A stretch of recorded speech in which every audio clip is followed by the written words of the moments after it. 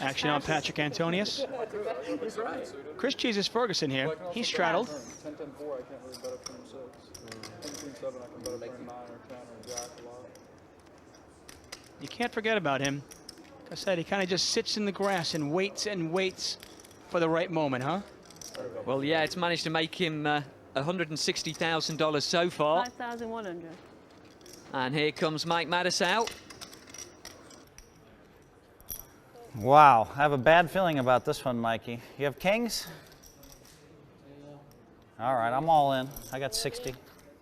And an all-in from Phil Hellmuth. I have a bad feeling. I did. 5,100, yeah? Yeah. So I raised. Hellmuth moves all in with ace queen. Now it's about a $4,500 raise from Matusow, a call, and an all-in, which is about $59,000 from Hellmuth. 55. And you can see the cards. 55.9 total. Now Matusow is a favorite, obviously, over Hellmuth. Dwan is not going to be in this pot. We can pretty much know that for sure. The pot is 74,000. It's about 60,000 to call. Wow, he studied this long. You do have kings. He studied this long, it means he has kings? Jeez. What point are you on? Well, you know I wouldn't shove it all in with aces. Wow, that's sick. He's got jack. I hope he has jacks. I thought he had. You had an ace, didn't you? Okay, that's a perfect read. That was 60-40. I knew he had an ace. Ace queen tens for $131,000. Very good flop for tens. The 7 will close it out for him. Yeah, exactly. Hellmuth needs an ace or a queen for $132,000 just about. No help there for Hellmuth. Have you ever flipped a coin for $132,000? There's the 7, and Matusow makes the straight on the river. Give me 100,000. 100% sure that I was 60-40 in that. Idiot, Matusow, queen, jack, tens. Good call, Mike. I guess you were just hoping to be even money, huh? Nice read, Mike. You thought I was going to slide the second time in a row and not have No, I was at least 2 overs to I tens? was sure I was 60-40, and I was. You were sure you were 60-40. Idiot player, that guy is. I said, Durrrr, you had an ace, right? He said, yep. So I was right. Good hand, good read. Good read. Oh, I missed it. I was brutal. I was sick. You're not doing? That was, by the way, that was the highest for live. Blinds, of course, 300, 600, a straddle of 1,200 from Gus Hansen. Patrick, 300. Patrick Antonius will be first to act. 12. I'll just look at my hand and fold as usual. That's the highest no limit you ever played? Pass. No, what, 5 to 10? 5? You never played a hand that was straddled higher? John Joanda looking down and finding ace-10 of clubs. 6,000. He makes it 6,000. Pass. Did you ever play higher than 5-10 no limit?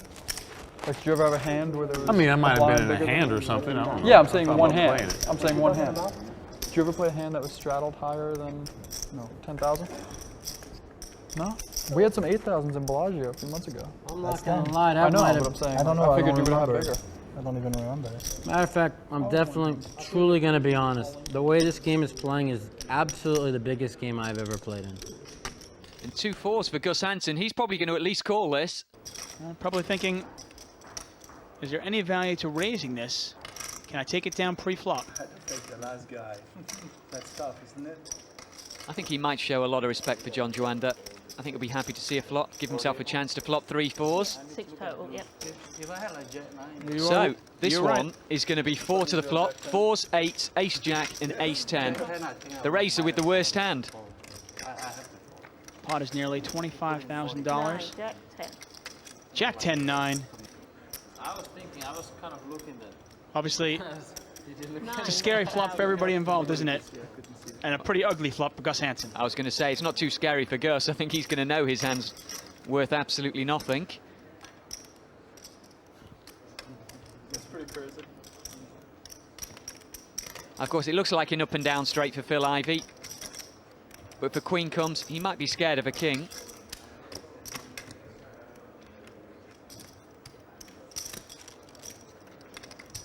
Of course, it's a raised pot. Somebody could have king, queen already. Now Hellmuth comes out and bets right away. Call. And he bets 13,000. We get a call from Phil Ivey. Pass. We should have done the straddle this time. Hansen gone. I would have been more than happy to stick it. Pass. Pardon me, it's actually a $9,000 bet from Hellmuth. 7. Wow, what a 7. Well, that's the card you want. Like you said, you didn't want to see the queen, but you definitely want to see that 7. It's a great card for Phil Ivey. But Phil Hellmuth checked it. And Ivey cannot lose this pot. He can only chop it up, and that's if he hits a set of 8s. It's not really the kind of board you're going to like ace-jack that much with, is it? Let's be honest. Not much you can beat out there. 30,000. It could be a 10-queen, something like that. Phil's calling with a pair and an up and down straight.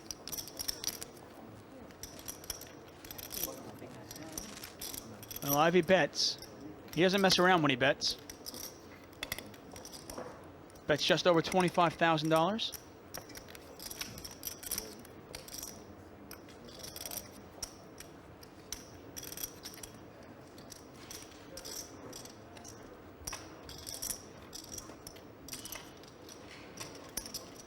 Now Hellmuth has the ace of diamonds in his hand.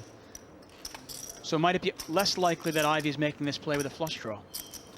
Yeah, I think that's probably true, but there are so many straight draws out there, so many kind of half-connected hands. He might feel his ace-jack is still good.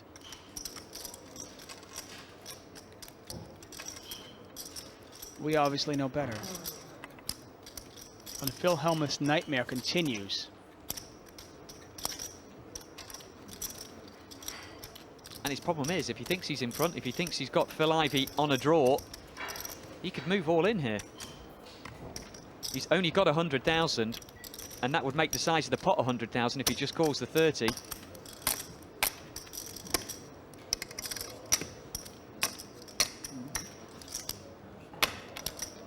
I could almost forgive him making all 3 plays.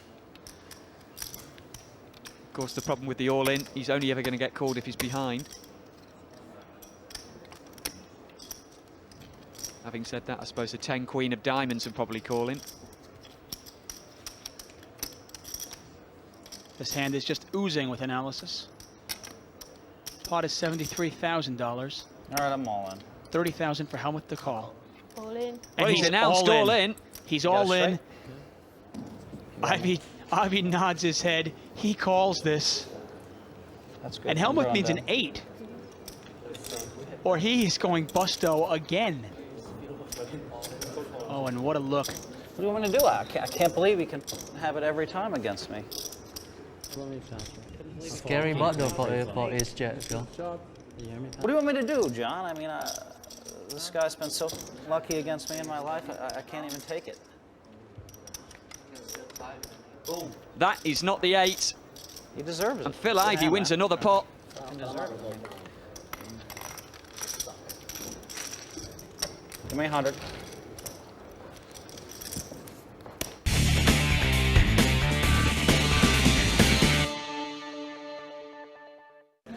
Here, look, I'll just quit if that's what you want. Well, the tempers are rising, and Phil Hellmuth already down over $300,000. Not happy. He is apparently quitting the game. You got what you want, buddy. I object. And he is walking out, up the stairs, and that's all she wrote. I guess Phil Hellmuth, I'm not sure if he's coming back or not. Well, I think that's probably the best thing for him. I think if he stays here, he could end up losing a lot more money. And of course, you know, steaming at the table, steaming off the table.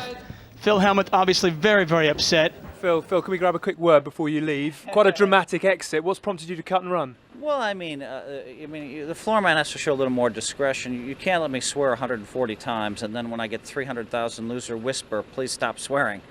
I mean, it was very. I thought he didn't show much discretion there at all, and I mean, it was kind of the straw that broke the camel's back. What I wanted to do is I wanted to sit down with my sunglasses on and fight back. You know, I wanted to fight back, but I mean, that last beat by Ivey, I mean,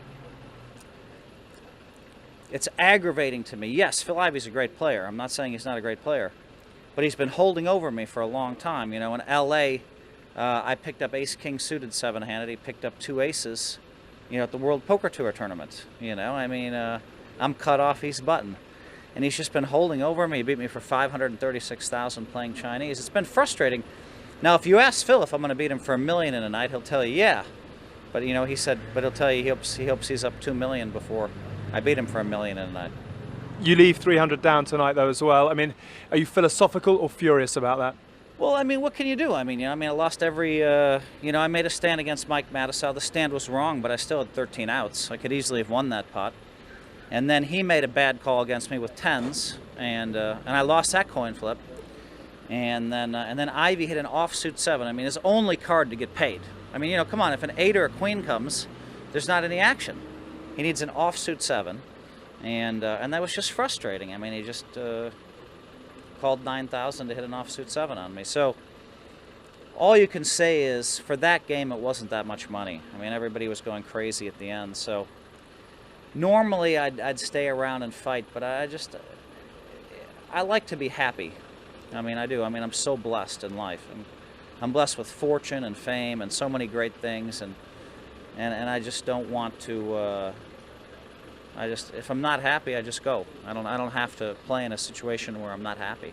Well, we're sorry you didn't get a chance to hit back tonight, but thanks for stopping to talk to us. That's all right. Who am I going to pick on now?